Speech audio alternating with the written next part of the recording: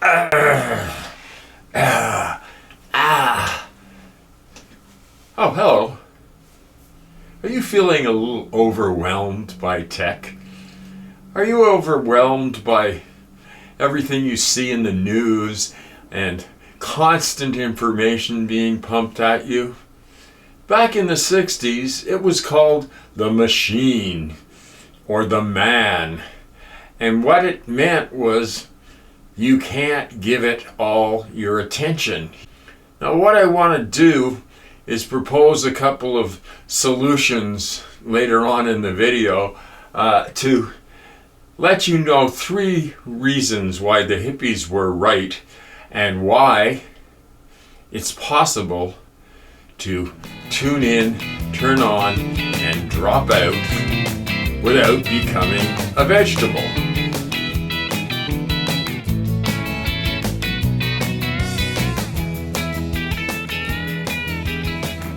So if you're feeling burnt out, if you're feeling overwhelmed, if you're being crushed by the deluge of information being thrown at you, then stick around, because back in the day, hippies would call it the machine.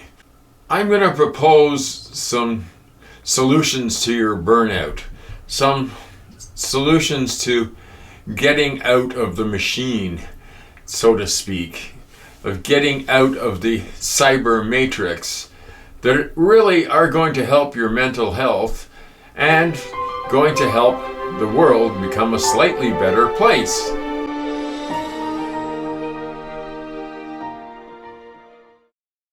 I have done a lot of paintings in my life, and this one was done back in 1981. It's a portrait of my wife. I had people offer to buy it, but I didn't want to get rid of it because it meant a lot to me.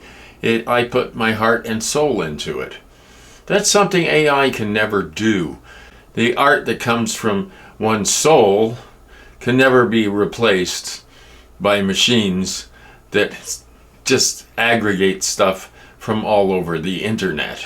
If modern life is a race to be productive, hippie life was a race to just to be here now. Not every moment of one's life has to be productive. A certain amount of spending time in the woods and just thinking is necessary for human beings. It's always a good idea to step away, leave your phone at home, and go out into nature. Bring a sketch pad if you're so inclined, or bring a camera. This will make you a better, happier person. You know, dropping out, there was a term that was very popular back in the 60s, and it didn't mean dropping out completely. It meant embracing life fully, being present in the moment, not allowing the outside noise to intrude upon your peace.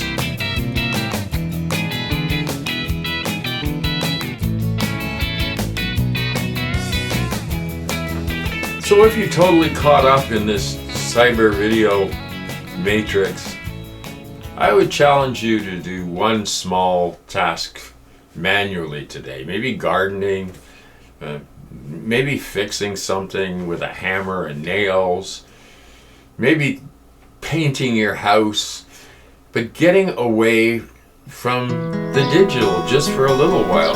Put your phone away for a while and just listen to the sounds. And if you're in the city, maybe you can get out to a park and just give yourself an hour to be yourself, to be by yourself, to form your thoughts. Because when we're constantly being bombarded with information, we don't have time to discover who we truly are. You're being influenced by all these outside influences, and a lot of them are malevolent. If I spent all my time online, I think I would go completely mad. Yes, mad. I have a phone that's a It's a flip phone, and it doesn't do anything other than I keep it for emergencies. I think I've used it once since I don't know why I'm paying for the thing, but because I don't find it necessary to be connected at all times to the machine, because it wants to control you. There's always forces out there that try and control you, and it's gotten even worse lately. There's always been television, and that's part of it. That's how it started, just television. And it became more than that.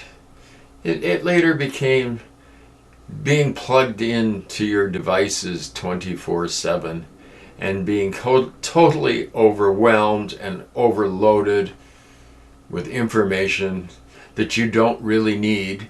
And a lot of it, most of it, is probably untrue. If you look at the sensationalism on any social media site, you're going to find that the exaggerations and the outright lies are taking up probably more space than somebody who is trying to tell the truth.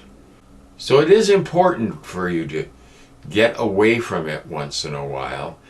Look for things that bring you happiness. Turn on, tune in, and drop out. I mean, there's been a lot of cases where young people have committed suicide because of being harassed online. What is that? Yeah, some bullies have always been around. You can have all these thousands of followers, but do you have any friends? Any real friends? Do you have any neighbors that you can talk to? That's getting increasingly rare in today's world.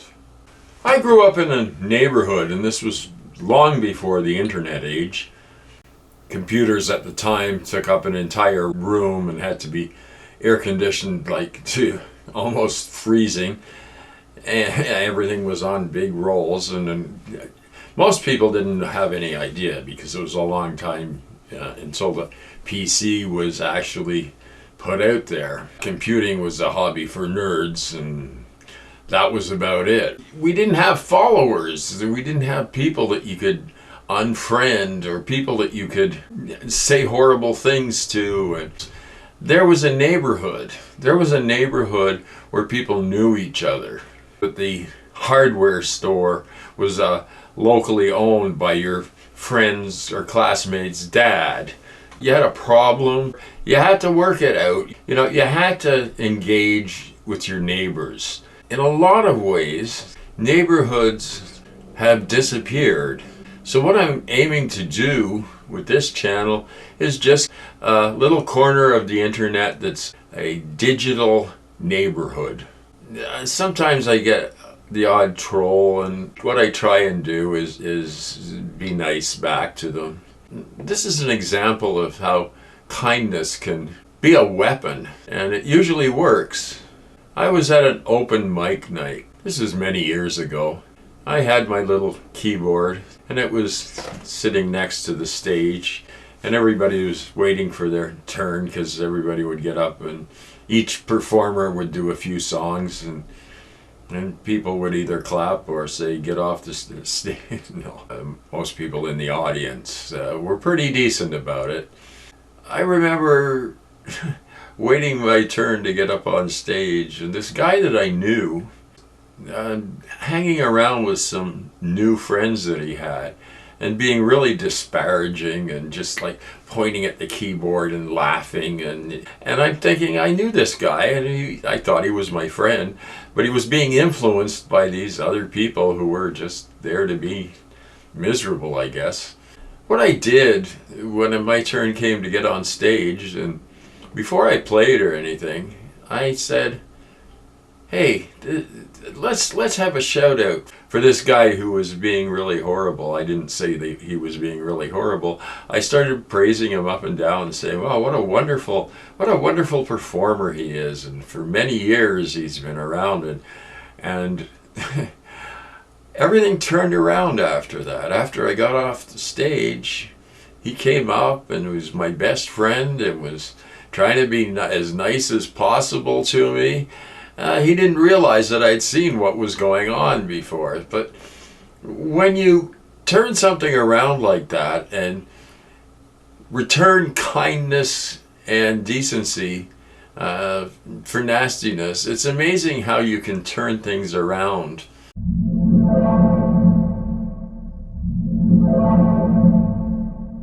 So the hippie fix to this problem, the isolation, at least you can come here, and when you find your tribe, you've discovered something of what used to be a neighborhood. So we can have it in this tiny little corner of the internet, and I'm delighted to see you all. A lot of the same people have been coming back for years, and I truly appreciate it. I'm touched by it. You get to know people, they send you emails, and it gets real. When we had neighborhoods, we had the neighborhood tavern, we had the neighborhood pharmacy, and everybody would have to talk to each other. And if you needed help, it was there. And people weren't as afraid of each other. And that's the other thing that isolation does, is it makes people totally afraid of each other. Just a smile or saying how you doing is rare. Using hatred as a shield, hatred is never going to work. I had one guy in the comments a while back saying, oh yes, loving each other is important, but we got to hate people too. No. Hate feeds on itself. It really does. And it eats away at your soul. You're pissing against the wind. That's all you're doing by hating somebody. By hating a group, that's insane. To generalize an entire group of people because maybe one person that you met with this religion or that race, or one person was not very nice, so they're all not very nice. That's insane. That's childish thinking. We've got to move beyond that. Sure, we're all living in a horrible timeline. We're living in a time where psychopaths and billionaires are running things, where wars and famines and hatred, division, they're all there. But we don't have to buy into that system. We don't have to buy into allowing it to make us something less than human. Sure, we can become very angry at what has happened over the last 50 years. And I'm the first to admit that a lot of my generation were part of it. But you've got to remember that a lot of my generation fought against this and have not become part of the machine. If I were part of the machine, I would have spent my life chasing money, chasing fame. Instead, I spent my life chasing art, chasing what could I do to add some joy or some good into this world. People looking at a picture and saying, well, that's beautiful. Maybe lifts your spirit for a minute. But it's something created by human hands, not machines.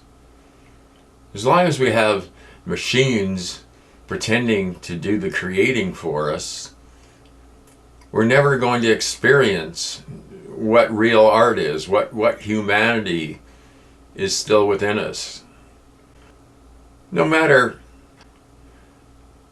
how insignificant somebody seems, they still have something to offer, and they have something to offer to each of us.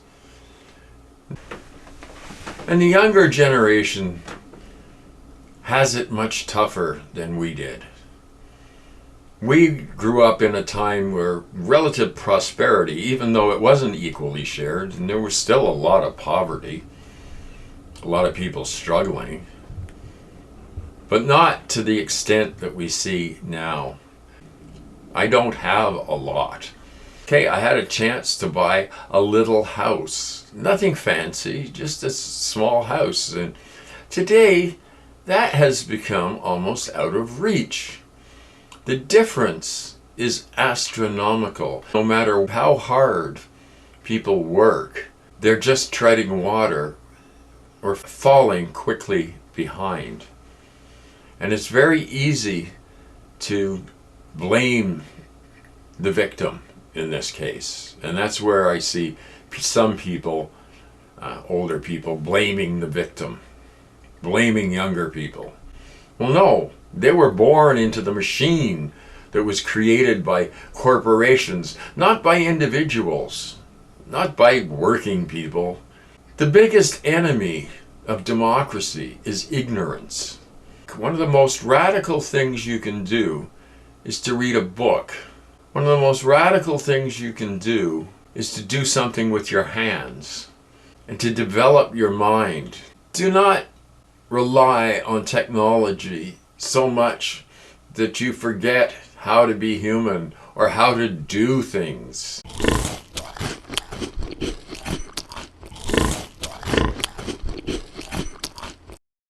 I'd like to ask my younger viewers, put down in the comments, what part of modern life feels the most broken to you? What makes you angry and want to lash out? And what makes you feel peaceful? The only change that ever takes place is when individuals change what's in their heart. And that's not always easy to do, but we can do it. We can choose to make things with our hands. We can choose to reach out to others. Or we can choose to isolate ourselves in some kind of electronic hallucination. We cannot go on like this. We have to turn things around. The planet is burning. Psychopaths are in charge, and they don't care whether you live or die. As a matter of fact, it's probably more convenient for them if you were just crawl under a rock and die. So they make life more difficult for everybody. But if enough humans started realizing what's going on and changing it, it's quite possible to change it. But it takes millions and millions of individuals applying pressure to make things better. There's some encouraging signs on the horizon. Sometimes I feel it's too little too late, but if we don't start, then it is inexorable that we will face a horrible, dark future, even darker than it is now. We need to help those younger people. We need to give them a hand up, not pull up ladders behind us. The most successful people, what is it? The most successful people are rarely the most happy people. They're not happy because they have everything. They know inside that something's missing, and they fill it up with all kinds of crap, all kinds of luxury goods. You know, look at certain people that have gold, an obsession with gold, because they're trying to fill that emptiness inside that will never go away, and it will never be enough. It's a sickness. These people have major sickness. It's just like the Hobbit, the story of the dragon sickness, you know. It's pointless. And at the end of their lives, will any of it matter? Will it turn to dust? Everything they own? What good will it do them? If spiritually you haven't evolved in all your years of living, then you are the most poor and miserable people on the planet. Not rich, not successful, completely broken. You're not a cog in the machine. You're not just a data point. You're a human being with a soul and infinite creative possibilities. So let's start acting like it. Don't give up analog altogether. That's throwing the baby out with the bathwater. Everybody nowadays are so disconnected that they end up being more cruel in the digital world. So what I'm trying to do with this channel is build a community, but in the digital world, because nobody lives in the real world anymore. So many of us have forgotten how to be human, how to listen to each other. There's so much division, and why is that division happening? And a lot of it has to do with the technology that we're using. It's separated us from each other. Cynicism that you feel and the anger that you feel, it can be a choice. And if you choose to focus on that, then you're participating in the whole destruction of everything good in the world. We need to focus on those things, the things that matter. Try to rebuild a community of love and peace and trust. I've lived through decades, the last few decades, and watched as more and more human interaction faded away. I grew up in an era where you paid cash for things, and there wasn't somebody out there, some machine out there tracking your every purchase and saying, are you doing good things or bad things? But every analog act is an act of resistance. Every old school technology that you can use is an act of resistance, because it's a way of saying it's gone too far, too fast. Humans aren't designed to operate in this way. So this is my manifesto. Yes, my manifesto for radical kindness and love. Radical kindness, that is the revolution that I'm pushing. So if you want to join the revolution and become a Vegemite, and by the way, somebody left that name in the comments, and I thought, well, that's Vegemite. It's a little bit weird, but why not? Don't forget that radical kindness is a tool that can cut through all the noise and clamor that's going on around you and find some sense of inner peace. Everybody needs to protect the child that's still within them, the childlike part, the part of them that looks at the world with wonder and with amazement and with innocence.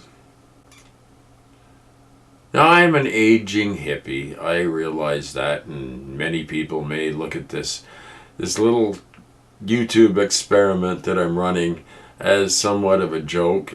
That's fine. You can take that for whatever it is. If you think it's a joke, then I can at least give you a laugh. But as far as joking goes, no, there's no real joking about this. What I'm talking about is spreading joy and love. That is one way of dealing with the digital overload. Our brains are being short-circuited by all this technology. And I say it's time to actually connect with human beings again. That can make us understand each other more. Even people that disagree with you, that's their understanding of things. We can't forget that just because big tech owns the platform, they can never own the human spirit.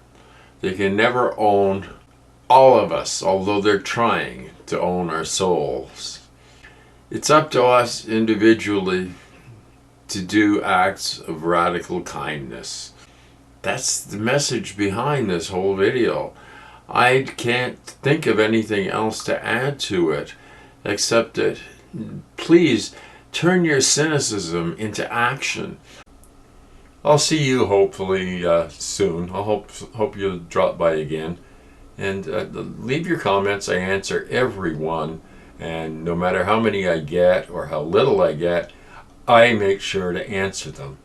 Because I'm trying to bring some humanity to an inhumane place.